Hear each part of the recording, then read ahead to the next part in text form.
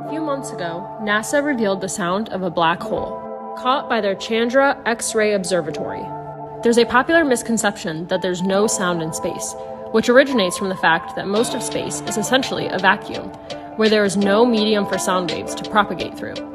However, a galaxy cluster, a structure that consists of anywhere from hundreds to thousands of galaxies that are bound together by gravity, has abundant amounts of gas that enclose the hundreds or even thousands of galaxies within it, providing an opportunity for sound waves to travel. In the new sonification of this galaxy cluster, Perseus, the sound waves astronomers previously identified were extracted and made audible for the first time. Listen to this.